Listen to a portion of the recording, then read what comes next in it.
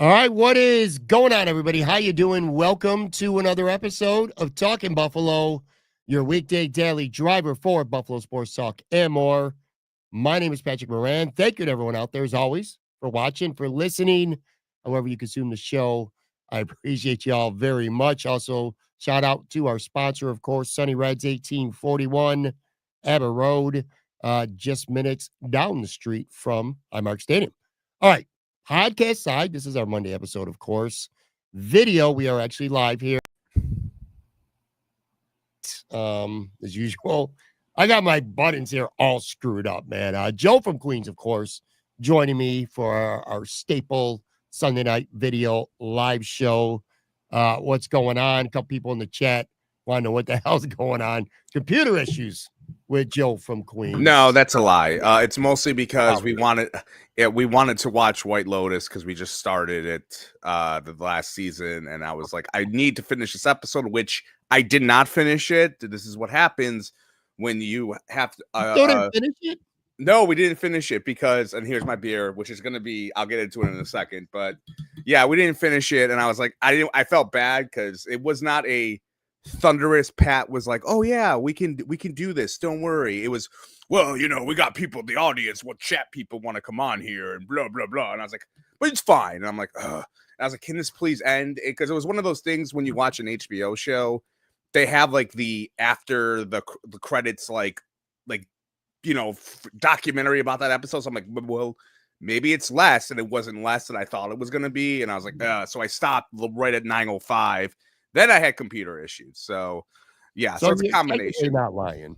Yeah, you're technically not lying, but it was mostly the thing of White Lotus. But we're only on the third. We just, I think, to finish the third episode. Like we're very much behind. But yeah, it was good times, and whatever, it is what it is. But I haven't seen that show yet at all. I think you would like that show. Or it's kind of. It's weird, but it's good. I think there's some good characters in it, and it's interesting. Let's just say that. All right, we're going to get in before we get into the show. For everybody who is listening on Monday, or if you're watching this on the video side live by chance, we're going to play a couple hypothetical games today. Hypothetically speaking, of course, because it's never going to happen. But what coaches around the league would Joe trade Sean McDermott for? We're going to go through all the coaches, the 31 other coaches. I'm going to run through them, and Joe's going to give me a yay or nay in this hypothetical world. If we would trade Sean McDermott for them, we're also going to kind of try to figure out how many running backs in the league right now are actually better than James Cook. That will certainly be up for debate. Some of our regular segments, I got a Mount Flushmore of the worst Bills first-round picks of all time. I'm not sure if you got a true and false segment or not. We'll get to some viewer comments to other things going on with the show. First of all, the tradition. What do you got there? What kind of beer is that? You're gonna make fun of me for this. It's a Southern Tier, which I'm sure most of our viewers, aside from you because you suck at craft beer, have had. It was on sale for $10 at Wegmans for a 4-pack. It is a Southern Tier strawberry shortcake imperial ale. So I'm kind of going with the vibe of the Brett Hitman Hart hoodie with the pink, and the strawberries kind of has pink. It's 8.6% alcohol. So it is a little bit, it's got a kick. It's got a good head. It smells very sugary. I had to take my sip. That was not a good beer face I just made. It's okay. It's interesting. Right. I would not have it again. But it was worth. That's the only guy because it was $10. I was like, I like Southern Tier, but this is it's better than my grape Crystal Light that I'm going to be drinking for this show. So quickly here, before we get into I want to get through a few things quickly. You said you're watching the White Lotus right now with the wife. Yes. Because my wife was out of town. The finale aired on Thursday night. I just watched the season 1 finale earlier this evening, Sunday evening, of The Pit on Max. I'm gonna give a hot take. I already tweeted this out, but for people listening to the show, this is an honest hot take too. I'm not saying it just to say it. I truly believe this. I think The Pit on Max is the best first season of a series that I've ever seen in my life, ever. Of Wow. any show that I've ever watched in my life. I'm not saying it's the best show of all time already. I'm not saying it's going to go on to be the best show or even one of the best shows. You can't do that after 1 year. But the first season is the best season of a TV series I have ever watched. There are no less than 6 to 7 characters that I am completely invested in.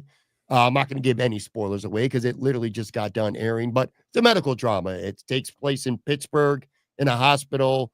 Noah Wiley, who was on ER, who, by the way, is going to win an Emmy. I will lay down money right now that he wins an Emmy for this first season.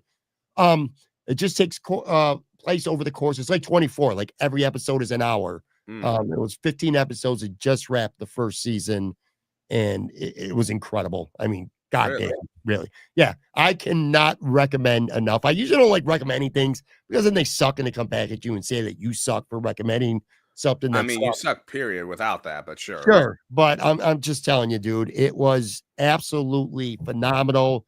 If you're listening to the show and you're looking for a TV show to watch, whether by yourself or with your spouse, your loved one, whoever it may be, watch The Pit on Max. I would subscribe just purely to watch that. And one last thing too, because it's a medical drama, I've talked to a ton of people because I put out thoughts on this, and I hear from a lot of people who are nurses or work in the medical field, and they say it is far and away the most accurate medical drama, like way more accurate than ER, Grey's Anatomy. That show sucks, but a lot of other shows like that, they all say it's the most accurate. Anyway, all right, watch that shit. It's incredible, man. I'll put it on the list. Yeah, you should. Speaking of incredible, I mean, I watched Severance because you told me to, and I was satisfied. I'm confident that you'll be satisfied with The Pit. Speaking of great, I know you hate golf. You make fun of before you ruin my Go before you ruin my night, I just want to give a shout out to the people in the chat. There's 2 people I recognize. Andy Provin, who is like a YouTube sensation. He used, I don't know if he still does it. He posts a lot of Bill's content, or he did. Yeah. He's the man. He knows more about the history than I do. And then I saw Dan Myers, who I do remember him. He's done media stuff in the past, like commentary. I forgot what he had, but I know those names before, so thank you. They're new people, I think. And of course, our boy Ralph Wilson Sr. Hope everything's going well in heaven, or whatever you're at these days. So hi. Before you rudely interrupted me, I know you hate golf. All right. That's been very well established. You make fun of the bro beat all the time for taking selfies on the golf course. You hate the sport. I get it. Today, though, Sunday being today, what an incredible cinema, drama, you name it. That was one of the best rounds of the Masters, final rounds of the Masters you'll ever see. It was incredible. Rory McIlroy for 11 years has been trying to win the Masters to complete the Grand Slam. Only 5 golfers in history have ever done it. And he's been choking a lot lately. Going back to last year's U.S. Open, he gagged at the end. And he had a 2-shot lead to start. Then he gets a double bogey, and bam, he's losing just like that. And then he gets up. He's up by 5 shots, and he gags it away again. 2 double bogeys on Sunday. He missed short putts on 16 or 15, 16, and 18. Goes to a playoff, hits in another incredible shot, and then sinks the short putt to win. Are you a big Rory fan? Did this win you over? I know you didn't watch it. Why am I asking you that? You don't give a shit, do you? You really don't give a shit. Well, so fun story today. I went to a friend's house in Staten Island. He's got a kid, Andy's age. Huge golf fan. Watches it, bets on it. Probably, Staten Island golf bro who golfs as well. So we had it on TV, and we are a no screen time family with the kid around, which is it's fun, as you guys can all. Dad with no TV for him to watch is definitely tough parenting. But I digress. So anyway, yeah, he had it on, and he tried to explain to me what was going on because I don't really watch golf. I don't really know the rules. So you don't really understand golf. I mean, no, it's everything. It's no, everything's terrible. Everything. Like I just don't. I don't want to shit. Like I was gonna make a comment on Blue Sky because it seemed like everyone was really into it, and I did, and I deleted it right away because I felt like, oh, this was a good moment. I didn't want to piss on too many people's parade, because it does seem like everyone was very happy about it. I didn't want to shit too much on it. And I was like, okay. The one thing I'll say about golf, aside from like I buried in the past, I find it very hard to watch on TV because I don't like when they tee off and you don't really see where the ball goes. You just see a big freaking like ball and then like a comet with the effect, and you're like, what the hell's it going? Like, is it a good shot? And my friend knew automatically, oh, it's a good shot. And I was like, where's it landing? So I didn't. But anyways, I don't care, but I'm happy for you to care.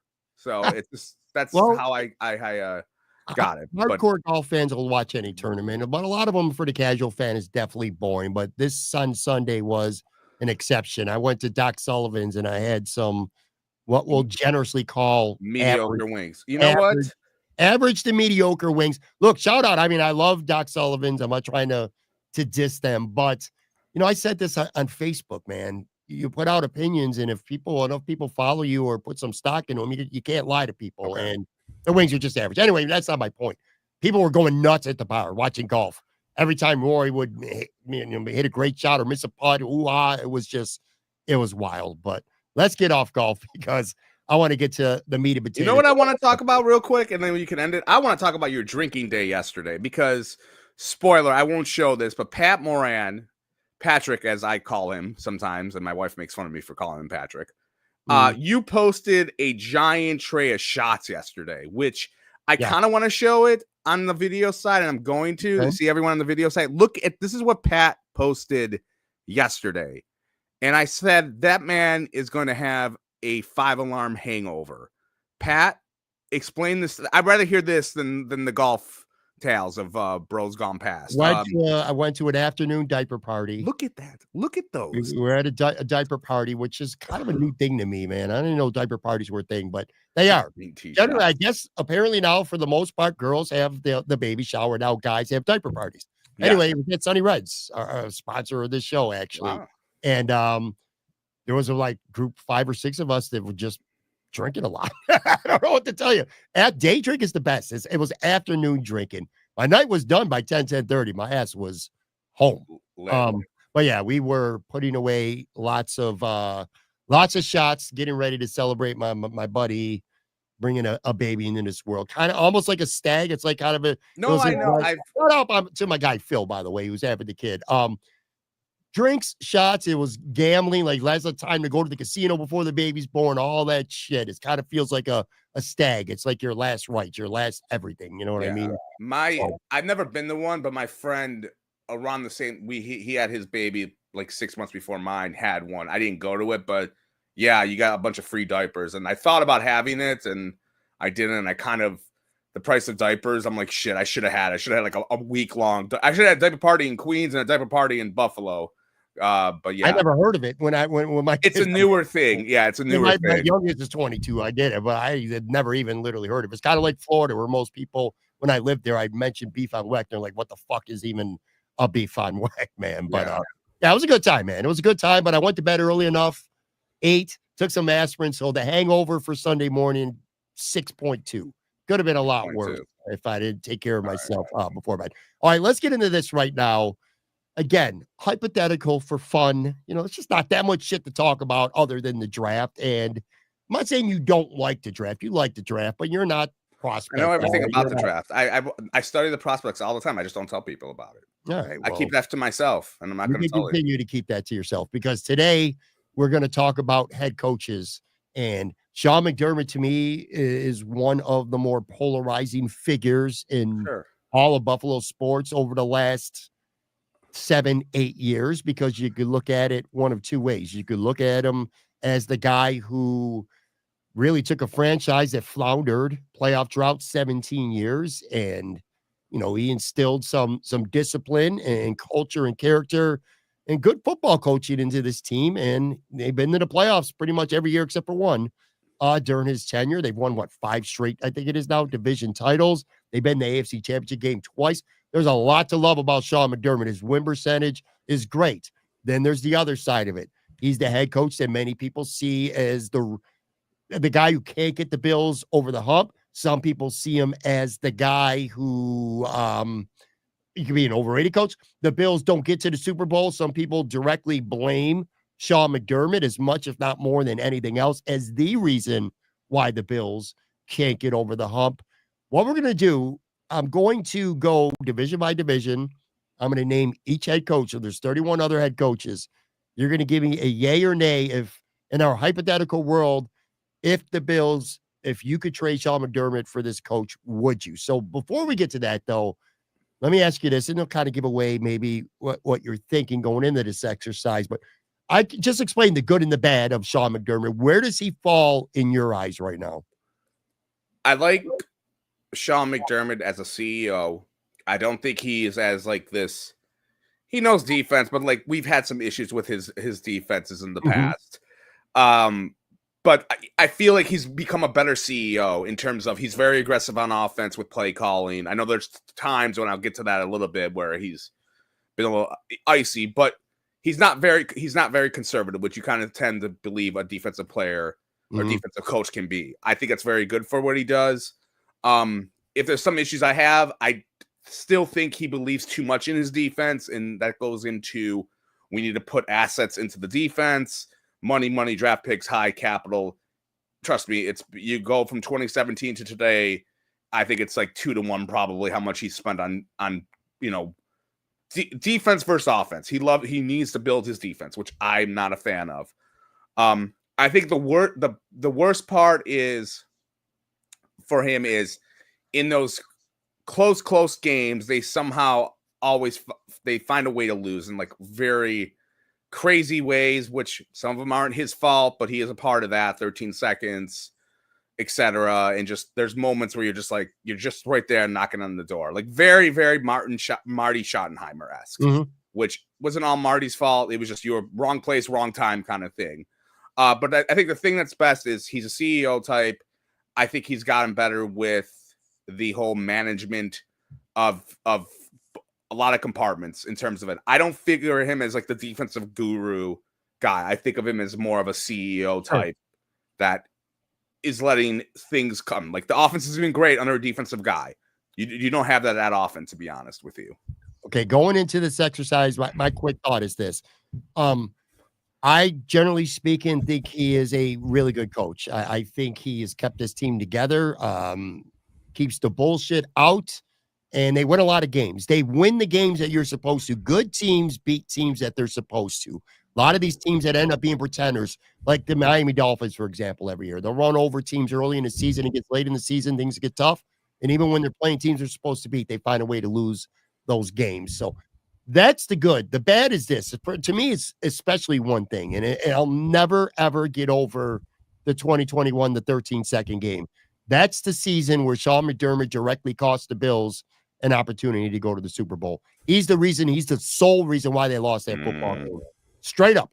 Anybody, if you and I were the head coach for the last 13 seconds, the Bills probably go to the AFC Championship at home, probably go to the Super Bowl, but for sure they get to another AFC Championship. That's directly on Sean McDermott.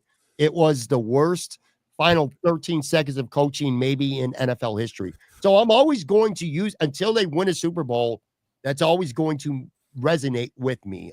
How much? To the point where I would rather have other coaches? We're about to find out. So I'm going to go through division by division with you. I'll name the head coach and the team, and you tell me yes or no. If it's not something that even needs to be debated, you say no, because we got 31 of these. Sure. We're not going to be spending 2 hours doing this because we got other stuff to get to as well. But let's start. We'll start in the own division. AFC East. Mike McDaniel, Miami Dolphins.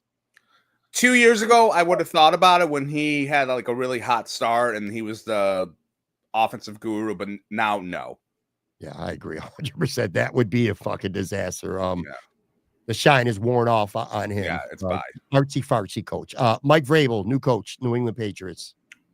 3 years ago, I would have considered it when the Titans, I thought, were overachieving Ryan Tannehill, but now he's kind of, I think they're a contender, like in terms of like, they're going to be a wild card team. I feel like they could be in that talk. And I do respect him a lot, but no, not as of now. So quickly too, before we carry on, I just want to say that we're not just considering this like who's been more successful. Coaching matters too. Like if you could say, who's a former head coach? I'm just going to throw Rex Ryan's name out there, even though he's not a coach. Let's just pretend you really like Rex and pretend he's a current coach of another team right now.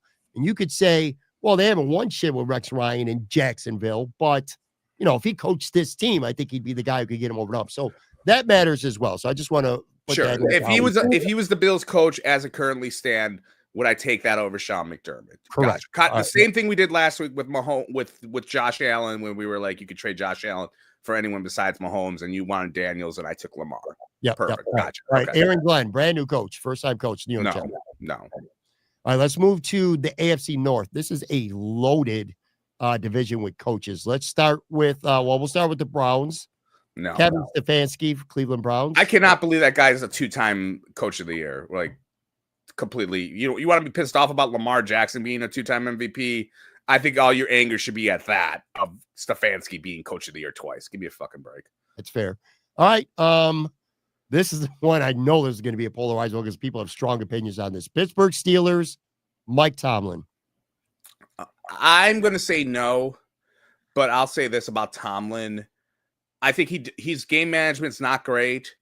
I will say, though, when he had Ben Roethlisberger, when Ben Roethlisberger got there with Bill Cowher, Ben Roethlisberger was a game manager. That's what he was. He was a game manager. He was average, and they won with different time period, one with defense running the football. When Tomlin got there, Roethlisberger blossomed and became like a definite Hall of Famer. They were throwing it all over the field a lot of times, but the problem was they ran into New England. I know the last few years, Tomlin's just been like that 9-7 forever. I think a big part of it is they haven't replaced Roethlisberger yet. But he has been in the Super Bowl twice, but it's been a long time since he's been there. So I'm gonna say no. Okay, that's fair. I will say this too. I'm going to pull up a couple comments in the live chat on the video side. Mark says Tomlin and McDermott are almost the same person. In a lot of ways, they are. I mean, look, Mike Tomlin does have his team that they always finish 500 or better, like literally always. To your point, he also hasn't had a quarterback since Big Ben, a championship caliber quarterback, where Sean McDermott does have the reigning NFL MVP right now. The thing about Mike Tomlin, though, is he makes some really bad decisions, especially in the playoffs. It just seems like the Steelers, they get into the playoffs, and then they seem to play their worst football in the playoffs. It's just a polarizing guy, but and Pat Conti's hell no, same guy. All right. Well, I agree with you, by the way. I would say no as well. But I think my issue with Tomlin is he's too conservative. They seem to like the punt when they should be going for it. He isn't a forward thinker at all. And I think, I'll give McDermott credit. He goes for it on fourth down a lot. Yeah. So, all right, let's move on to the next one here. Zach Taylor, head coach, Cincinnati Bengals. That's a tougher one. If it was 2 years ago, I would probably say Zach Taylor when they went to back-to-back AFC championship games. He's been in the same AFC championship games as McDermott twice. He probably on this roster, like I know they're going to try to get more offensive guys, because that's what the Bengals have. They have so many offensive guys on that team. But I think that could be part of the problem. They don't have. He's coming here without T. Higgins. He's not coming here with Chase. Yeah. It's a close one, but their success I haven't really they haven't done much the last 2 years aside from their defense is terrible. So I'm going to say no for now. Okay. Tough one. One trend I'm noticing too, this is the third guy you've said now that if it had been 2 years ago or 3 years ago, you probably would have said them. That kind of tells me, even if you weren't thinking this necessarily going into this exercise, that Sean McDermott has definitely grown on you over the last. But it's also been the success that they've not been good. The other guys we've kind of been like 2 years ago. Yeah, I would have took them, but like they haven't made the playoffs in a couple of years. And I will give him credit though, with Cincy, because like Mike Brown's an asshole and he seems to be a horrible GM to work for, even though they do find talent. But it's close. It's close. But I'll stick with Sean for this. I agree, and for what it's worth, I'm with you here. But I will say, if you are pro Zach Taylor, they have beaten the shit out of the Bills the last few times they played. I mean, they've kind of dominated the Bills. That's why I don't agree with your Super Bowl thing from 2021. I don't know about that with the Bengals in that year. Yeah. They would have played them. I don't know. I don't know. Well, I mean, obviously we'll never know. But anyway, there's a case to be made for Zach Taylor. I think a bigger one than anyone we've talked about so far. All right, last one here in the AFC North. Baltimore Ravens, John Harbaugh. That's a tough one. I mean, it is. He's a bit he's kind of a version of Tomlin when he won a Super Bowl like 10 years ago, but he's more aggressive than him. He kind of has a little bit of the same like qualities as McDermott, a CEO type whose expertise, like he's kind of across the board done good things. Tough, man. Yeah, I'm gonna say no. Okay. They haven't been to an AFC Championship game in like 20. Well, no, I don't even know. It hasn't were, been since 2015, I think, with Joe no, Flacco they when were they won the Super Bowl. no, they were in the AFC Championship game last year, 2 years Oh yeah, ago. you're right. I'm an idiot. Yeah, it's been a while. They laid an egg They and laid they a got huge egg. Yeah, you're right. My they bad. got beat only by Kansas City, but yeah, it's tough. I'm gonna. You still say no. Yeah, I'm gonna say no for now. Yeah, I'm gonna say no. It's a tough one. Harbaugh like I think yeah, it's tough. Okay, Yeah, it is tough, man. What about you? What about you? You tell me. Give me all the pressure. This is the first one we disagree with because say Harbaugh. I'd say yes by a slight margin. Slight, yeah. Like I might change my mind after I finish this beer. So the success that he's had. I don't know, where is he? An offensive minded coach, defensive minded coach? He was a special teams guy. But he's been there. He's been there. He's been there since what, 2007. He might be the longest active coach, maybe next to Tomlin. Maybe I think that one's. I want to pull up this comment on the live video chat. All right, so that's the AFC North, and so far Joe is still clean. It's Sean McDermott all the way, and I've went with John Harbaugh by a nose, and I'm sure you thought Sean McDermott wins that one by a nose. Anyway, I want to pull up this comment. Where is it? Tucci says, "Do we really need to do the AFC South?" That's kind of funny right now. Andy, I'll get to your comment a little later in the show too. It's a good one. All right, so AFC South, yes, we do. Quickly, D'Amico Ryans, Houston. No, I agree. However, I could see him being a championship caliber coach, man. I really like him a lot. The Bills invest a lot in defense, and he's a good defensive coach, man. I wouldn't hate it. I think it's closer than most people would give credit for, but I'd still say Sean right now. All right, so you say no to Houston, so do I. Liam Cohen, brand new coach, first-time coach, Jacksonville Jaguars. No. Brian Callahan, Titans. No. Shane Steichen from the Colts, Shane Stinking, because it did a fucking terrible job with that team the last year and a half. I'm good, dog. That took about 2 seconds. That's gonna be a no for me, dog. Yeah. All right. This might be the toughest division alongside the AFC North. This might actually even be tougher, and we're talking about the AFC West right now. Let's start with the one I think should be the easiest. No, but who knows what you're thinking. Pete Carroll, Raiders. No, he 10 years ago, sure. But, I will say this, like he did a good job of Russell Wilson where he was there and Russell was cooking. But he's going to run the football 2,000 times with James Cook and give him a giant extension. So no. Okay. That's going to be a no. And he's old. He's like 500 years old. Like, I'm good. The one that a lot of people have been waiting to hear, Andy Reid, Chiefs. Oh, yeah. He's coming here. Bye. Yeah, sorry. There's no debating that shit. You got Josh Allen as your quarterback. Are you going to go through Andy Reid? He's proven he can win without having like legit wide receivers.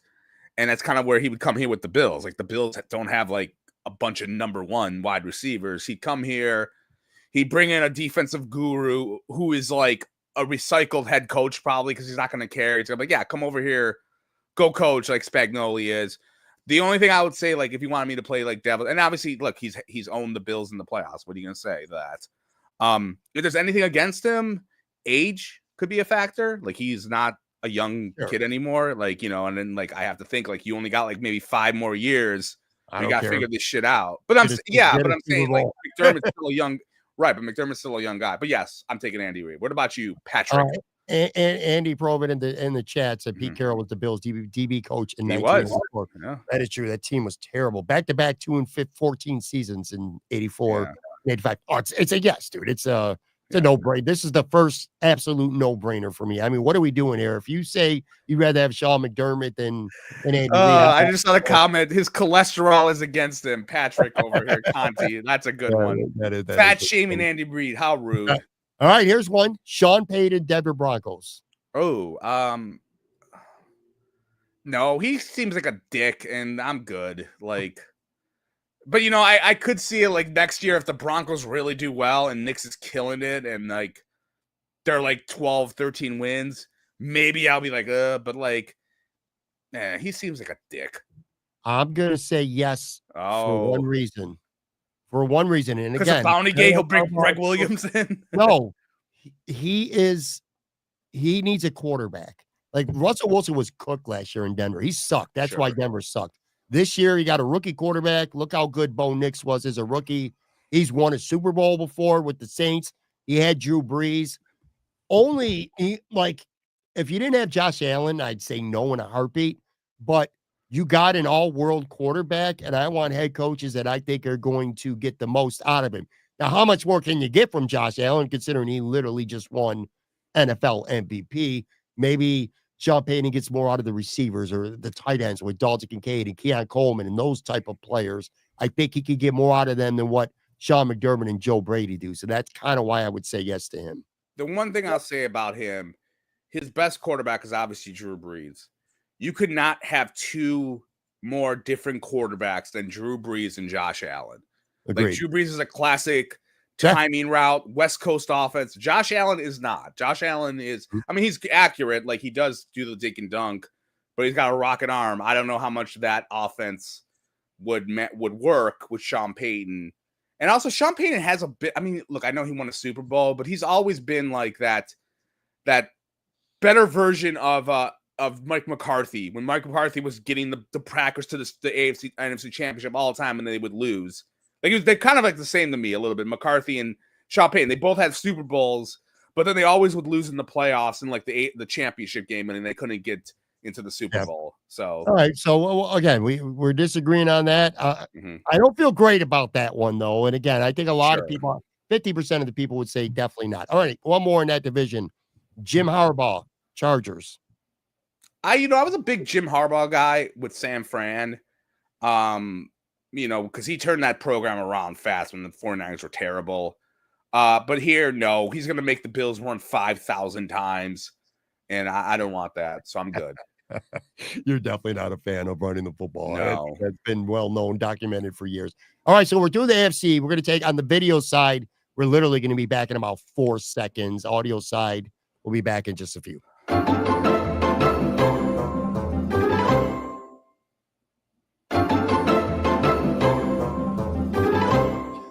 All right, Joe from Queens. We got through the AFC with hypothetical Sean McDermott trades, and I don't know if you're keeping score or not. I am. The only one you said yes to was Andy Reid. Yep, and you said 3. You said I 3. said 3. I said I'd take Sean Payton, and I said I would take John Harbaugh as well. All right, let's get to the NFC East. Let's start with old friend here. Brian Dable, the New York Giants.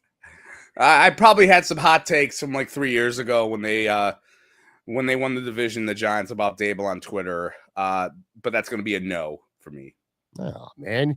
He's a cool guy. He's a nice dude, man. You see him every Why is he year. a nice dude? See him every year at the Queen of Heaven representing West Seneca, Queen of Heaven festival. You're a sucker for the hometown people. Aside from me, because I left and to greener pastures. You hate my greener pastures. You're a turncoat. Yeah, look, it's a no for Brian Dable, but I mean, he did get the most out of Josh Allen. He didn't make Josh Allen, but he helped Josh Allen a lot. But yeah, after seeing the Giants last couple of years, I'm going to big no there. Dan Quinn, Washington Commanders. No, I mean, he kind of is a little bit like a McDermott. Like he's pretty aggressive, and they went for it a lot on 4th down. Their defense has been better, probably than like he did good things with Dallas's defense when he was there. He has that giant choke with the Falcons that they blew that game. Probably closer than I would like say to, because hey, they got to a championship game. I'm gonna say no. Okay. I agree with you. I would definitely say no, but I will say Quinn, along with Tomlin, probably the most like Sean McDermott, like same kind of coaches in terms of like defense but like they do go for it a lot. The Bills go for it a lot. You know what I mean? The Bills have been the last couple of years a lot more aggressive in play calls, but by nature, they're conservative. That's what I meant by the comparison. Brian Schottenheimer, Dallas Cowboys, first chance. No. Yeah, that's a quick no, too. All right, Nick Sirianni, Philadelphia Eagles. That I'm going to say yes to. Mhm. Look, you got a Super Bowl win. You've been in the Super Bowl twice. You're an offensive guru. I know it's early because, look, I feel like he was a bit of a dictator, a dick, which I do like that sometimes, and I sometimes don't because, you know, I said Sean Payne's a dictator, but Sean Payne hasn't really done much for a while. But he was a dictator. He kind of got, you know, mellowed out a little bit this past year in terms of he kind of was hands off a little bit, where he was like, I'm going to bring in two different coordinators. I'm going to give up the offense a little bit and have Kellen Moore call it, and then have Spagnoli, not Spagnoli, for the other Italian idiot, you know, they call him, you know, call it defensive plays. He like let them do their thing, and he changed in terms of like personnel and like coaches, which I think is a big deal. I'm going yes for him. I will take him. I gotta agree with you there, man. Good player coach. He Super did Bowl cry champion. during the anthem once. That was kind of fucking weird, but whatever. Go anthems, I guess. But I'm gonna say yes as well. So all right, so you're up to two coaches now that you would trade McDermott for. And one thing I'm learning during this exercise is both South divisions suck. The AFC, right? Yeah. AFC South blows. And I'll fly through the NFC South there because we got to get to them all. Raheem Morris for Atlanta. No. Yeah, no way. Dave Canales, Carolina. No. Jesus. Kellen Moore, New Orleans Saints. Yes. No, I'm just kidding. No. Todd they're fucked the Saints. With Carr's going to be out for maybe out this year. I saw an alert, whatever. But yeah. Anyways, go ahead. Todd Bowles, Tampa Bay Buccaneers. You know, he's done a good. I'm going to say no, but I'll give him some credit. Like, look, he was the head coach when Baker Mayfield kind of turned his career around, so he should have some credit for that. But I'm good. Yeah. Andy says Sirianni is a knucklehead, but you can't absolutely. argue. But you know what? Maybe that's what they need. You know, knucklehead who's going to be getting people's faces, maybe. But again, you can't argue with the results. You're right. 100%. Let's move to the NFC North. I think this is a very intriguing division. I think you can make a case for or against any of these coaches. Personally, that's my take here. Mm-hmm. Let's start with the Packers. Matt LaFleur.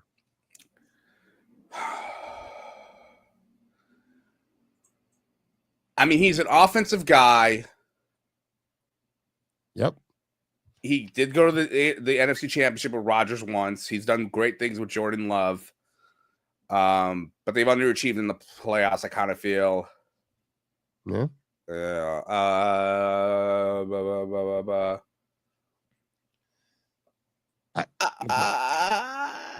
I'm going to say yes. I'm going to say yes. Okay. Offensive guy, and then like I dig that. They like weapon. I mean, I know he's coming here and he doesn't have, but eventually he will get weapons. He's been to the title game, I think twice maybe before with Rodgers. I think he did. Yeah, he did when they've been pretty consistent. And look, I'm gonna say yes because offensive guy versus CEO guy. Give me offensive guy for now. If it's a tie, to me, if it's a tie or within 2 to 3%, the margin of error, I'll flip a coin, or I'll say I'll get the tie goes to the offensive guy. I'm gonna say, yeah, I'm gonna say yes too. All right. Okay. Dan Campbell, Detroit Lions. I'm going to say no, and here's why. Okay. Love the dude. Goes for it on fourth down. McDermott does as well. Fun quotes. Wants to eat kneecaps or whatever the fuck it was he said. But how good is the offensive coordinator versus what he's done? That, I think, is the big thing since the OC went to freaking Chicago. And we don't know what he's going to do. Remember, he had Anthony Lynn once when he first got there, and the Lions were a freaking disaster with Jared Goff. I'm going to say no for now because I don't. Go ahead. I've also changed my mind. Matt LaFleur is now a no for me. What? What is this bullshit? Yeah, he's a no for me. I said who just said something? Nobody said nothing. I'm thinking of in my mind ahead, but he's turned into a no for me because I know what I got with McDermott. I'm not quite sold on LaFleur. I agree with you about Campbell. I'm actually going to say no, too.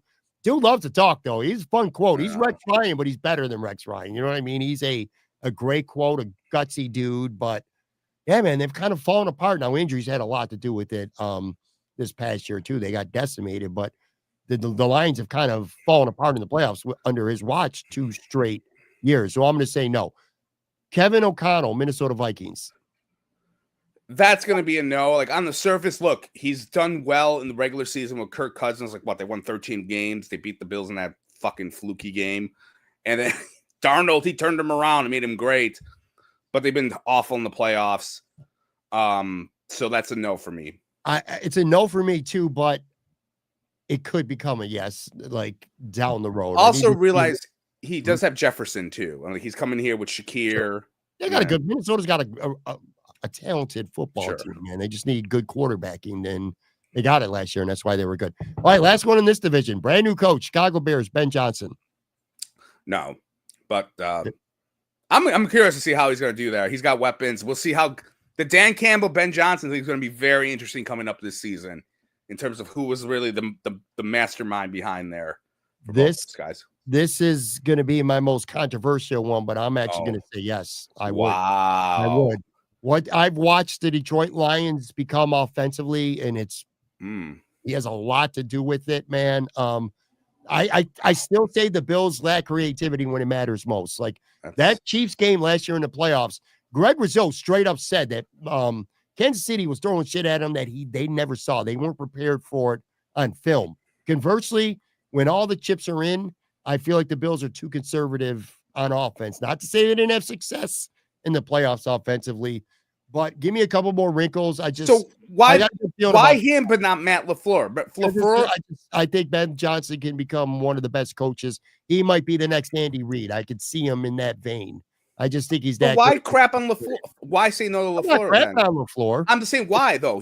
Jordan Love has been great, and that's a guy who sat in his ass. Yeah, I feel like Ben Johnson is this next era of football. He's the next Andy Reid type. I think he's going to be that good of a head coach with the Bears. We'll see. But anyway, yeah, so I'm going to go yes. All right, last division here, NFC West, and then we're going to get to some other topics too. Mike McDonald, Seattle.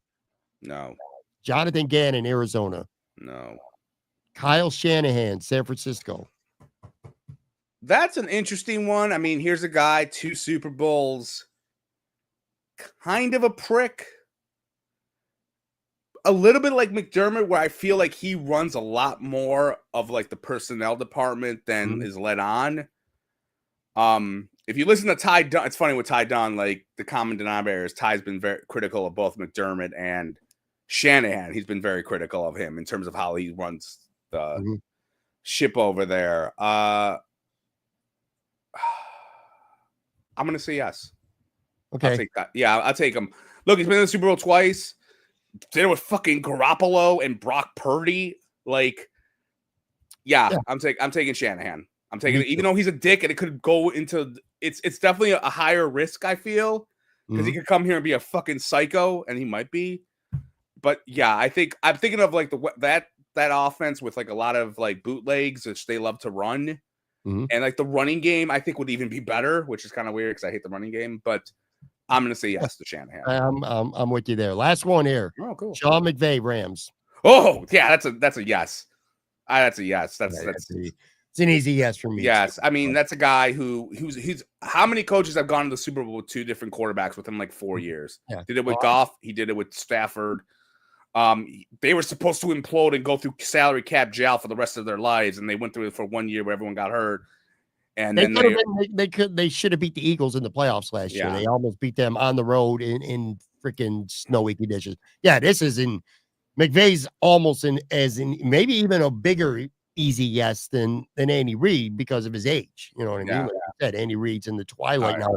He's in the back 9 of his coaching career. All right, so to recap this before we move on. So you had Sean McVay, Kyle Shanahan, you had LaFleur, yes, right? You had LaFleur. You had Nick Sirianni and Andy Reid. 5. Right, so I had 5 coaches that I would take over Sean McDermott. And I had you had like 30. I had one more. I had one more than you did because I did not have LaFleur, but I do have Ben Johnson and John Harbaugh on my list too. So basically what we're saying by going through this exercise, I think, before we move on to James Cook here, is I think Sean McDermott is somewhere in the top 5 to 7 head coaches right now in the NFL. That sounds about right. Yeah. And like I think people think I'm nuts for taking Ben Johnson, by the way. I get no, it. He's done nothing. I understand that. But look, it's one of those offensive, like they have a fun offense. And if they're all, it's one of those things like after a month, you could be like, holy shit, like, yeah, I'd love this guy here. Sure. But he could be like a Mike McDaniel, which is like, it could be a Brian Dable. Brian Dable was like, oh my God, he's going to leave the Bills. I remember a lot of people saying Brian Dable should be the head coach and fire McDermott so Dable could be the head coach for Josh Allen for years. I would say this, look, if you guys, whoever's listening to this, whatever, we really had to think about a couple of like the 3 of like the 5 I picked, McVay and Andy Reid. I didn't have to think. I was like, yeah, done. The other 3, I had to fucking sit there and procrastinate for like a good 25, 30 seconds. Those are interchangeable. But yeah, if you could probably change my mind on those, but you're not changing my mind on Andy Reid and McVay. Like those, I'm going to war with. Like, yeah, I'm rock solid on those as well too. The other ones, like you said, you can change my mind. Let's move on to James Cook right now. I want to kind of just try to figure out how many running backs you think right now, or we think are better than him. Of course, the chat, more than welcome to chime in as well. I will say, I do feel like the fact that I think Bills fans know that the end is near for James Cook. This is almost certainly going to be his last season, and you just hope that you could get through it without any holdouts or any of that bullshit that could happen this summer leaking into the season. I think that's going to skew the average Bills fans' view of James Cook and where they regard him in relation to other running backs around the league right now. So I want to put that out there. So I'm saying, what running backs right now today are better than James Cook? Contract's not a factor. I don't care if the guy's making minimum wage or if he's getting $20 million per year. The 2025 Buffalo Bills, if you could have any running back, how many more would you rather have right now than James Cook? So that's where we're going to get. I have a trade take, by the way. Ryan Tangent's got a good comment, and I'm going to save it. I got a pretty solid take on how I feel about running back and how it plays out with the draft, but we'll get to that after this exercise. All right, so contract's no factor, all right? Joe, I arrived at 5 for sure. Possibly 8 that are better than him, and you can make a case for him being as high as 6 or as low as 14. Let me give you the 5 no-brainers to tell me, assuming you're going to agree with these. Saquon Barkley, Derrick Henry, Bijan Robinson from Atlanta, Jonathan Taylor, Jahmyr Gibbs. Those 5 guys to me feel like no-brainers for sure. The thing is, I wouldn't put Derrick Henry there, and I'm going to tell you why. Derrick Henry is kryptonite. And I say this in the terms of, I think he could be Sean Alexander, where one year he looks like God, and he's close to that age, a lot of wear and tear, where all of a sudden, Father Time hits you, and it's done. That's where I'm scared of, because you have to view this in terms of, I know you said no contract, and you're right, but you have to view it as age. You have to view where they are in their career. Cook's got a lot of mileage left. Cook's whoa. No, you're not wrong. You're right. But I want, for this purpose of this exercise, I'm not thinking about 5 years down the road. Like, age isn't really so much a factor. It's like, would you rather have this running back in a Buffalo Bills uniform for 2025? That's bullshit. I don't like that. I don't like how you have that. I don't, because it's like, because if you're extending, the whole thing is about Cook, you have to look at it long term.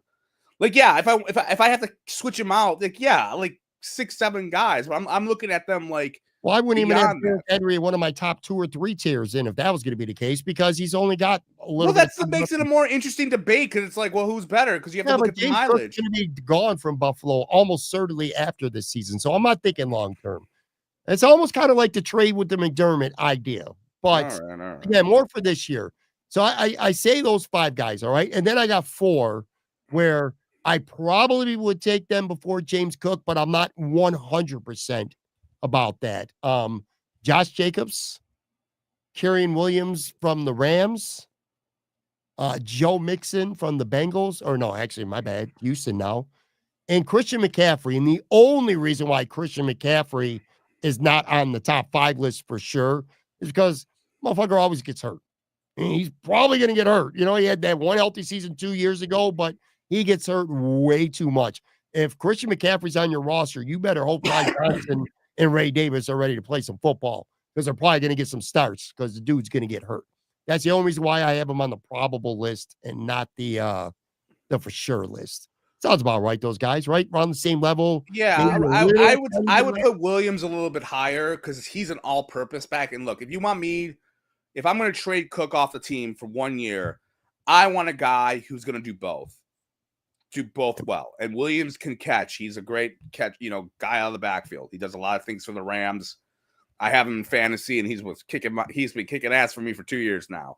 So yeah, you got to do both. But I would say it's like that 6 to 7. But again, it's like running backs are we go back to the same shit I'm going to say until the end of time. Like you need like a bona fide. You're going to make me commit to like 10 to 15 million. You got to be like a 2,000 yard total offense guy around that. And Cook's not that, sadly. And I don't think it's Cook's fault necessarily. I think it's a little bit of the Bills like to do the running back, the 300 monster at times. And you have Josh Allen. You want Josh Allen to throw the fucking ball. Like I'm sure James Cook in the Greg Roman 2015 offense would have gotten 2,000 yards probably, with Tyrod and running over there because they would have ran the ball a billion times. But that's not what they do. I mean, they do like to run the football, but they don't do it like those teams. They still balance it out a little Mike bit. McHenry said, Pat, how much would you pay Cook for how long? I'll get to that in a second. Ryan in the chat says, not Joe Mixon, only due to age regression. Again, fair, but I don't know that he really regressed that much last year. When he was healthy, he was good. I got a list of debatable guys. Like these are guys that you could debate to me, and they'd be a good debate. We're not going to debate them all because I want to get to other stuff. But Alvin Kamara is on that list for me. Devon A-Chain from Miami, speedy back. I love that kid. Tony Pollard, Tennessee. Kenneth Walker III from Seattle, and Breece Hall from the Jets, who coming off an ACL. That always scares me with a running back. He was only okay last year, but he's an explosive dude. His first year, he was really good. I think all those guys would be up for debate. I wouldn't say running back. That's the thing. Running backs are interchangeable. It's all about the scheme. It's all about what you want. Like I'm sure if you switch teams, if Cook went to the Jets and Bryce Hall went here, I don't think it's going to be that big of a difference. I really don't. Like I just don't because of it's all about for running backs about what you do on offense. Like you got a respectable passing game. You're not going to run like they do run a decent amount, but but it's not like Cook. They're not doing 30 carries for the running backs or 25 to 30. They're doing like 10 to 20 kind of for the running backs. And you got Josh Allen running too. So it's always a hard situation. It's a hard thing to dissect, but they're all interchangeable for me. That's why it's a watered down position that you shouldn't pay for unless you have God. Well, I agree with you, but that's still is the point is I'm still trying to figure out who I think is definitely or probably a better running back than him. Some comments coming up in the chat, and this is a notch in James Cook's belt too. Guys like Mixon, guys like Walker, people like them, but they're talking about them. They get dinged up a lot. They get hurt a lot. Obviously, Christian McCaffrey. James Cook's been really durable. Missed one game this year. I don't think he missed any the year before that. He's been very durable. The last group that I have here, I probably take Cook over any of them, but it's not like a big drop off. I got Chuba Hubbard, Chase Brown, Jalen Warren, and David Montgomery. Those guys, I probably take James Cook, but like not by a margin. Like I'm not going to be sick to my stomach if any of those guys, were on the Bills instead of him. I mean, you're kind of right though, in terms of it being so interchangeable. So to go back, to the very beginning, though, Saquon, Henry, Robinson, Taylor, and Gibbs, they're not interchangeable. They're better. They're just straight up better. And Josh Jacobs and Williams, you say Kerry Williams, you probably have them up higher. They're as good. And McCaffrey's better, but he's just not healthy. So you probably got James Cook around that 6 to 10 range in terms of running backs. Is that where you probably land them? Again, it's tough to say because you think about long term or 1 year, one. Like, look, if you're asking me for a playoff game, like it's one Oh, game that's in your first season. for a season. Well, it's tough, like I said, because you have to worry about them breaking down. As I told you, Derrick Henry's old. He could be Sean Alexander, where he just hits a fucking wall and dies. Same with Curtis, like Martin. Same thing happened to these guys where they were awesome, and all of a sudden, bang, it's over, like that. So I'm looking at, for me personally, here's how I can assess it. If you could do both really well, and James Cook is a pass catcher, this could be more of the Bills. It's more of a Bills issue where they're not getting their guys involved in passing, the running backs involved in passing as much as they should. That's an issue. So maybe Cook in an offense like whoever, like the Rams, he might be great with the Rams because the Rams use their running backs in the passing game, and he might be much better there. Whereas here, I feel he's a check down guy, and that's it. If you want me to replace Cook, it's going to be that what's his face Brady comes to me and goes, you know what?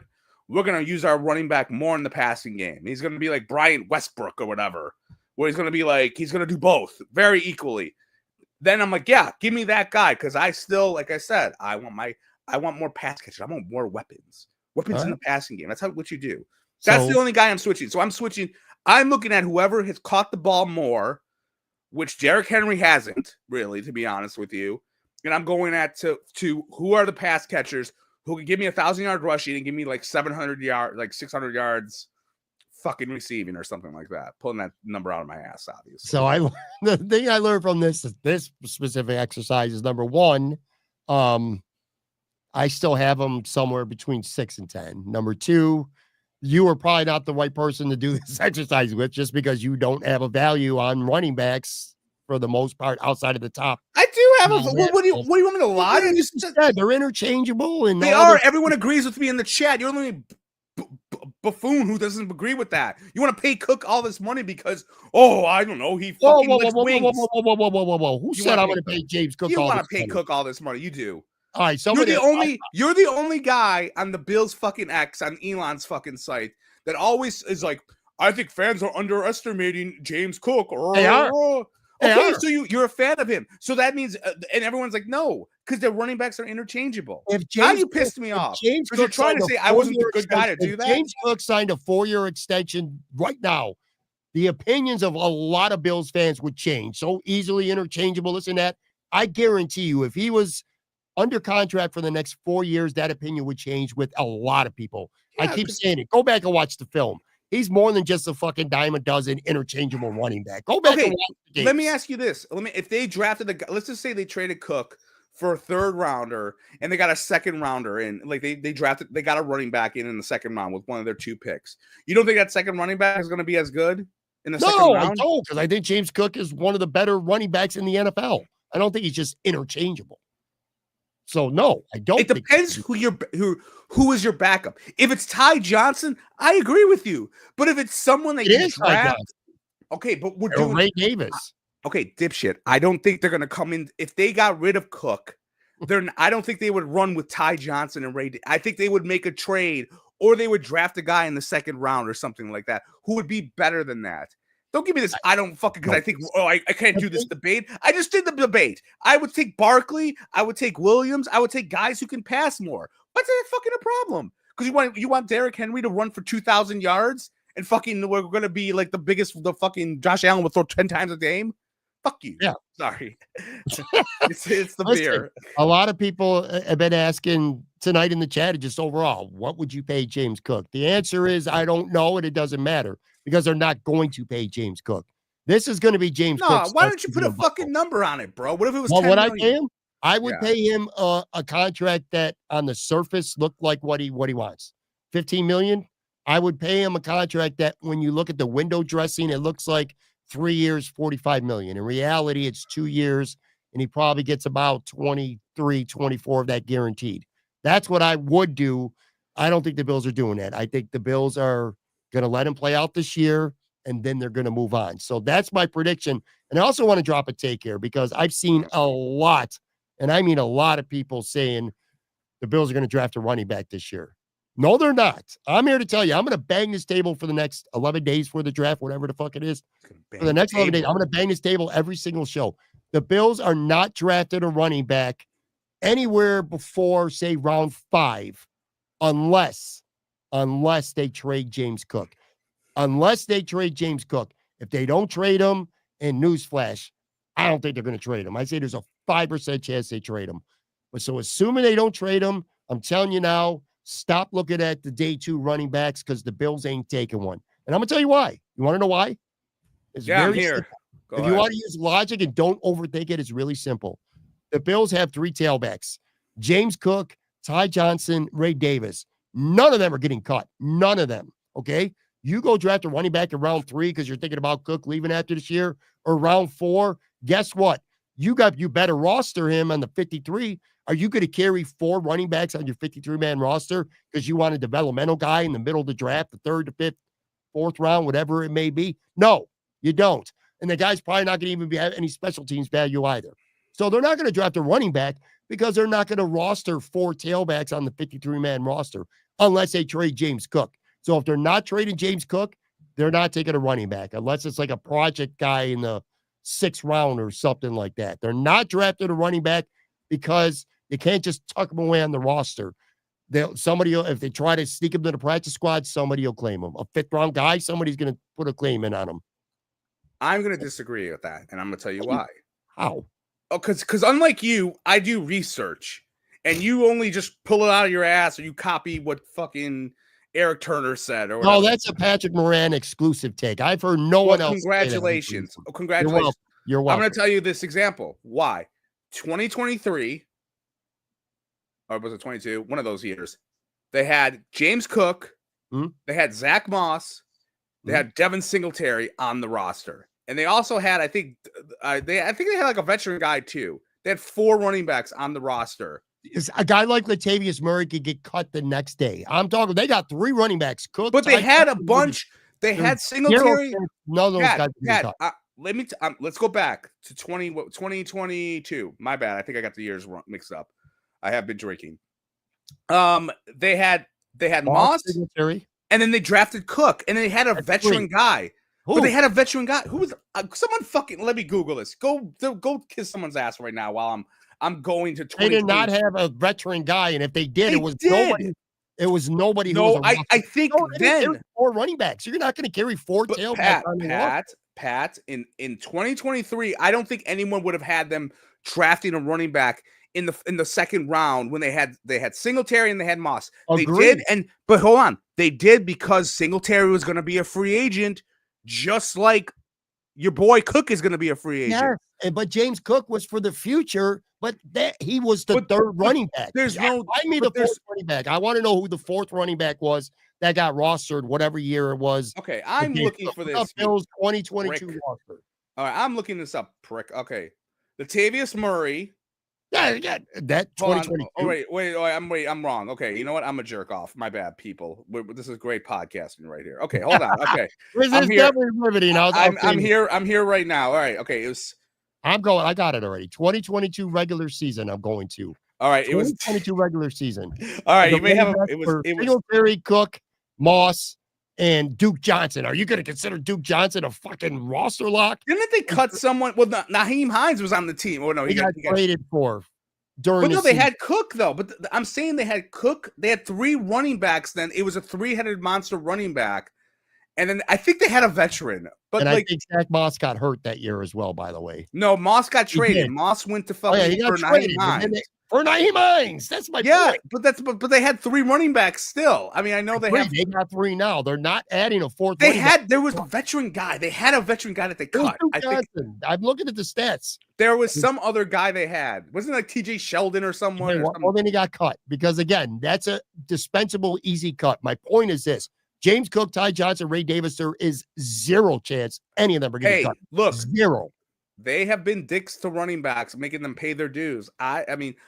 I could see it happening like in the 4th round, maybe 3rd. I don't know. I don't know.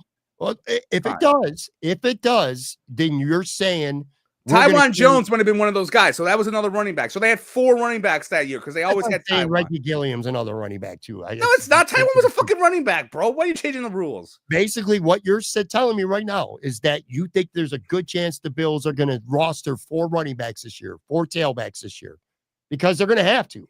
because they're not going to get a 4th or 5th round rookie onto a practice squad. That's not going to happen. Well, all the guy has to do is play special fucking teams. It could be a 4th rounder who could play both. He could play special teams and kill some people. Somebody in the chat, Ralph Wilson Sr., of course, fitting, said Roosevelt Leaks. We were trying to look. Roosevelt Leaks was the shit, man. Before my time, you old bastards. Okay. Do you have, that was fun. I love arguing with you. It's the best. Do you have a true and false for this week? Yeah, I got by the way, I try to talk to Joe, and basically I'll take people quickly inside our conversations. Usually you saying fuck you to me, calling me fat shaming me, drunk. I'm such a dick. I don't even know why.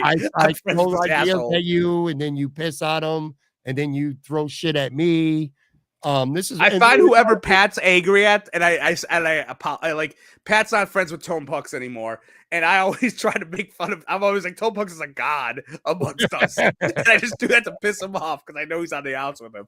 So I'm like, Tone Pucks is the man. That's how I roll. I'm a dick. It's all Pat. I own 70% of like the malfunction of this friendship.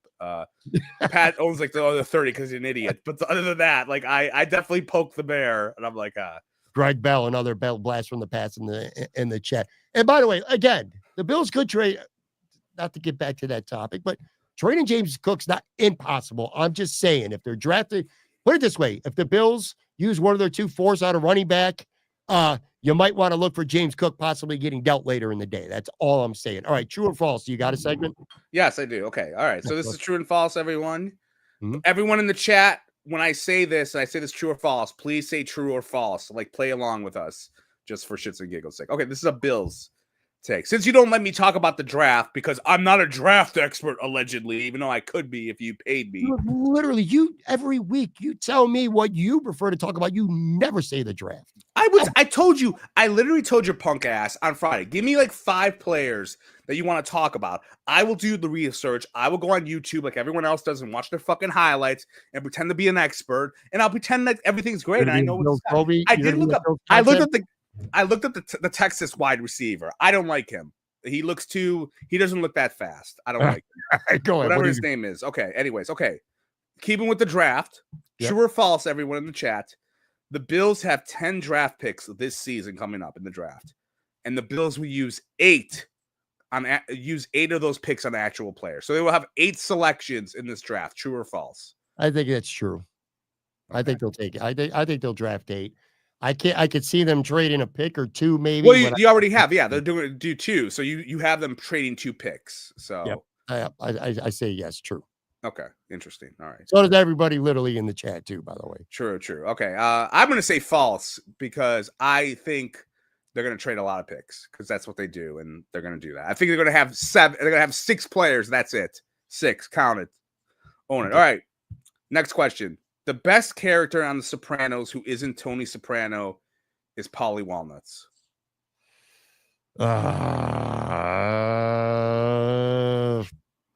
False. Oh, barely.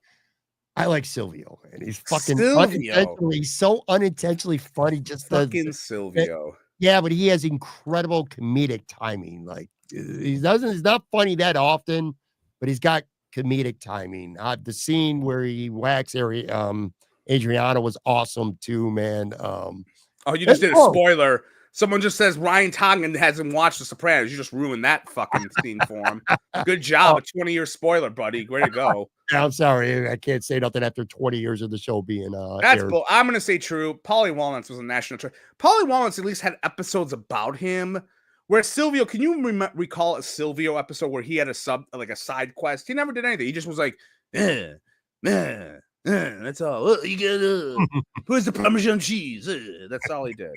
So no, Paulie was definitely the best. Chris was right there too. But I used to love when Tony was Paulie. That'd be the best. All right, what else? All right, everyone, get ready for your next true or false. Okay, the Sabres will make a big trade this offseason. As much as I don't want to give them any benefit of the doubt, which by the way they lost to Tampa 7-3 earlier before we played Tampa. So I got 2 games left. You're saying they will make a trade? They will. True or false? I gotta say it's true. They have to. They have to. Fans are going to turn on this team so bad if they don't. Now, they did trade Cousins for Norris, and we haven't really even seen Norris. Yeah, they got to trade with top 4 defenseman, a top 6 forward. They got to do something. I can't fathom them. If they don't, then I don't even know what to say. I'd be speechless. True. It's true. They have to. All right. I'm going to say true as well. So, okay. The best musician actor of all time is Ice Cube. True or false? Best musician actor of all. So they did both. They did music and they did acting. I don't think so, but okay, I'm gonna help you out here. Okay. I don't know the questions, by the way, before they're asked. Yes, everyone. Pat's not a great. Come up with 20 guys who I think were better actors / musicians. Oh no, it's definitely false, by the way. Okay. I can already tell you one off the top of my head. Go ahead. LL Cool J. LL Cool J over. What was he in? He was barely in the movies. He's been on TV shows. But you haven't watched. There's no fucking way you have watched NCIS in your life. I have Give watched me a not a lot. break. I've watched some. You have not. That's bullshit. Jared Leto in the chat. Obviously. Jared Leto. What the fuck was he saying? Okay. Elvis Presley, of course. There's David Bowie. He was an actor. He was in Labyrinth. Justin Timberlake was in something. I googled this. Yeah, underrated actor too. He was in that movie with Ashton Kutcher's wife. I forgot what it's called. Friends with Benefits. It was one of those Friends with Benefits type things. I think Mike McHenry in the chat has the right answer. He just chatted in with the correct answer. Will Smith. Yes, Will Smith. That's it. Yeah, again. But are you thinking music though? But Will Smith's kind of a corny rapper. Ice Cube, I think, is a good rapper. NWA, he's one of the most popular rappers of his era. No, but this is about you, Patrick. This is about you. Not. No, I loved Will. I never thought of Will Smith, but yes, he had about 4 or 5 raps that I loved. Great TV actor, great film actor. That's an easy fall. What about J-Lo? Jennifer Lopez. You like pop music. I know you like pop music, and like you're just one of those guys who like sings Britney Spears in the car. Michael in the live chat said Prince. They made Purple Rain was a pretty dope ass movie, man. But or Morris Day. No, it's false. Listen, it's Will Smith. Next. Okay, Will Smith. I mean, he did win an award. Yeah, no, so it's an easy one. Okay. Well, you know what? You had to think about it. I was giving you things. I forgot until somebody, thank you, live chat. Frank Sinatra's been in there. This is fun. All right, what else? But this is the bonus, the last question. Okay. So we're talking about the draft. We always talk about, I'm setting this up because I'm much better at setting up things than you. We always talk about, man, the Bills missed on this guy or that guy, blah, blah, blah. And I think over the last 15 years, one of the bigger, man, they could have had this guy over this bum was TJ Graham and Russell Wilson. So the question is this, true or false? And my phone, of course, like decided not to, whatever. Anyways, true or false? If Russell Wilson was drafted by the Bills over TJ Graham, this was in 2012, the Bills would have made the AFC Championship at some point during that. AFC Championship, man, that's lofty though. And keep in mind, he did it twice with Seattle, but he had a great defense. Probably he did it pretty quick. True. I could see it. True. My historian, Andy, the were quarterback away from being really good on certain years, certain teams. They were a good quarterback away from being really, really good. Andy Provin, who is a historical man in the chat, says hell no to that. Think about it. He's a historical guy like me. I mean, look, the 2015 Bills with Russell Wilson, that was a loaded, talented team. Even though but Rex Ryan sucked as a head coach.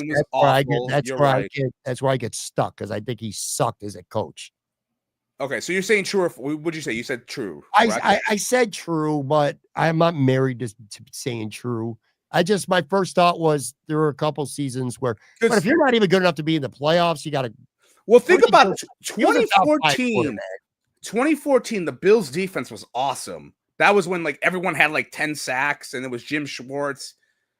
Their issue was like Kyle Orton was not great. EJ Manuel, they threw his ass to the curb. By then, Russell Wilson's in year 3 of his career. Yeah. Like you put Russell Wilson on it, but again, you go into and look, here's the thing. It's not like Russell Wilson had this amazing offensive guru in Seattle. Like Derek Bevel, whatever the fuck his name was, didn't really do much after he left. He had Pete Carroll. Yeah. I'm gonna say, and now you have to also think he has to go against Tom Brady, which maybe he avoids him, maybe he doesn't. And then Yeah, I know what for never. Oh no, you said AFC Championship. My bad. AFC champ. Well, just think about who he has to go through. He's got to go through the big boys are Roethlisberger. The Steelers teams were always good. They always made the playoffs. Peyton Manning was there for like 3 years, and then he died, so he was gone. And then you had like Brady was the big one, and the Chargers kind of with Rivers a little bit. I think they could catch lightning in a bottle. If they would have had a great quarterback, and Russell Wilson, I thought was great for a period of time. Yeah, he was great. In a bottle, they might get to an AFC Championship game. Consistently, I don't know that they would be good. I'm going to say true. I'm going to say true. I'm with you, man. Let me. Everyone's. What? Go ahead. All right, we're done. True false is done. Thank you, everyone, for your input in the live chat. My weekly Mount Flushmore, which for people who are new listening to the show, that's my worst of, not Mount Rushmore. This is the opposite. My Mount Flushmore. We're near the draft. Figured this would be a good time to do it. My Mount Flushmore of Bills first round picks. All right. I got number 1. Where's the graphic? I'm not putting it up. I don't have it. I never want to. I have it buried. I can't get to it. Number 1, EJ Manuel, 2013. They had Robert Woods and Stevie Johnson. They had Sammy Watkins the next year. There was enough skill on that. Look, I'm not going to get into debate because I want to wrap this up and get to some comments before we get out of here. So I'll make this quick. EJ Manuel fucking sucked. All right. He was awful. They moved up. They took him in the first round. He had the worst. He had Nate Hackett, who was like a kryptonite quarterback. No, did he do anything with another team? He had other opportunities. What happened to him? He ended up being an analyst, I think, for college football. He was a terrible fucking quarterback for the Bills. Period. 2, Aaron Maven. So you're telling me he wouldn't be on your Mount Flushmore? I don't know. I got to hear what you got going on because I don't think about your Mount Flushmore all that much. Aaron Maven. Aaron Maven, 2009, 0 sacks 2 years. He goes to the Jets. He had 1 good year. He had like 6 sacks with the Jets. They didn't do shit the next year, and he's out of the league. So they could have had Brian Arakpo after him. Linebacker Brian Cushing, Robert Ayers, all those good defensive guys went later in that first round. A complete whiff taking Aaron Maven. So that's 2. 3 is Mike Williams, 2002. Pretty much a disaster over 4 seasons. And you look at that draft, Brian McKinney went 3 picks later to the Vikings, man. Fucking stud, perennial Pro Bowl left tackle, went 3 picks after Mike Williams was off the Bills. After 4 years, he played guard, I think, for a year or so with Washington, and then he was done. So that's 3. And number 4, and admittedly, it's not really just because of him, but Sammy Watkins in 2014. 3 years with the team. He had some pretty decent numbers, okay? So he wasn't like a flop. He wasn't like somebody who did nothing for the Bills. But they traded up from 9 to 4 with the Browns to go get him. They gave up a 1st and a 4th rounder the following year to do that. They could have had Khalil Mack, or if they were insistent on taking a receiver because they wanted to help EJ Manuel, they could have taken Mike Evans, or they could have taken Odell Beckham Jr. Both of them went after Sammy Watkins. So that was just a disaster of a pick. And he can't stay healthy too. So throughout his career, that plagued him. So that's my Mount Flushmore. Honorable mention, I'll just throw some names out there. Eric Flowers, dickhead Dante Whitner. Dante Whitner wasn't a bust. Whatever. Sucked. You just hate him because he wanted to fight you. Dante Whitner was the definition. Bust? A bust? Bro, you're acting like the Bills are like they had like the greatest drafts of all time if he's a bust. He sucked, bro. He sucked. He was a 4th or 5th round kind of player. Okay. He had a middle. Okay, I disagree. Let me have my moment in the sun, please. Because that Flushmore, I mean, that's not even like a half a flush. That's like a turd still hanging there, buddy. No. Okay.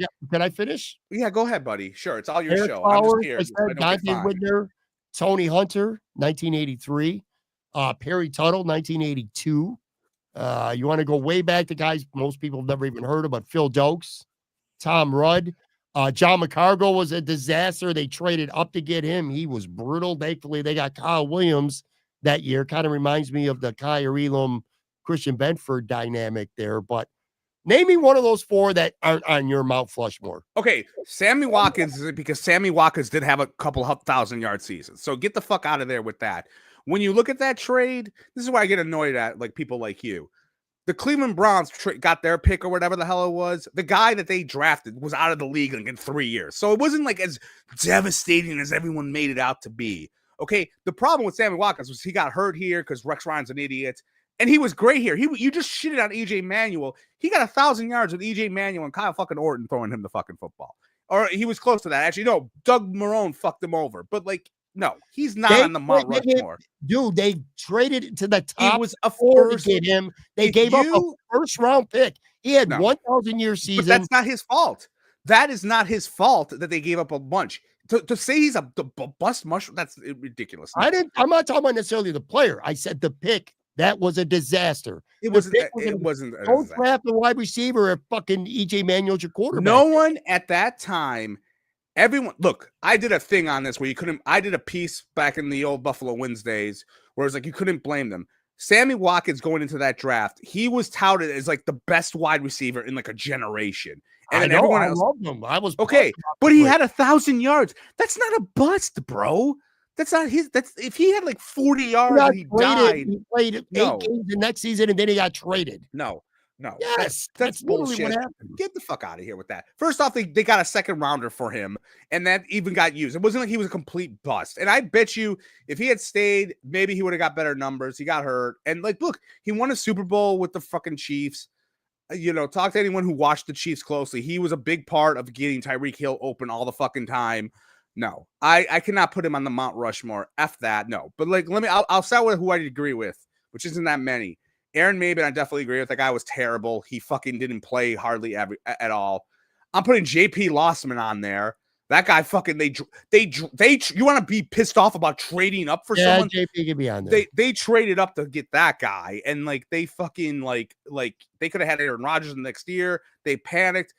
JP was not good, and he was a bust.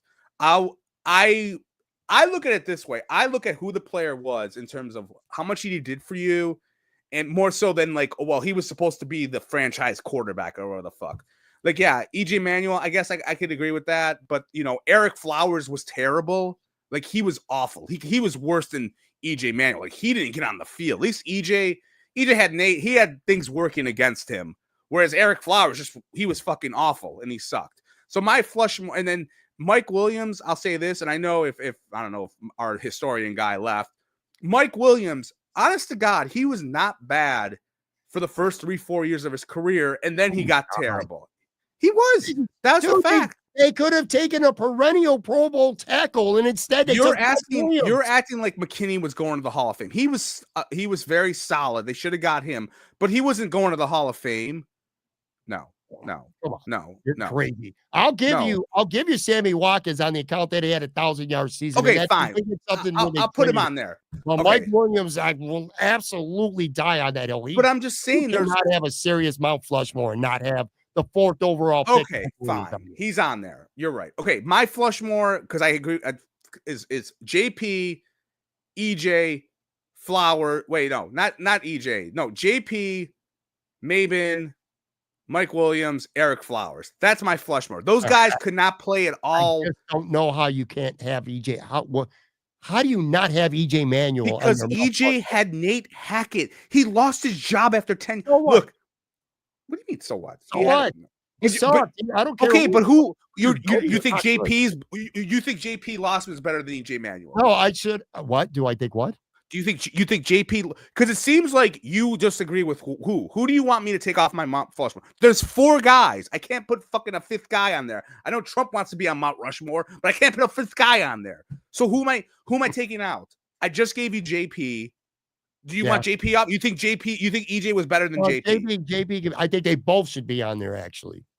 Okay, so who you think? You don't even know. You thought about this topic while you were taking a shit, probably. No, I could have had JP on there. You can make a case over. And what about McCargo? McCargo didn't play at all.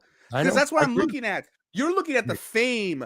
I'm looking at what was that guy good on the field. I don't care if he was supposed to be a franchise quarterback or not. Like, yeah, who gives a shit about Eric Flowers? He's a defensive lineman. But fuck that. He couldn't get on the field.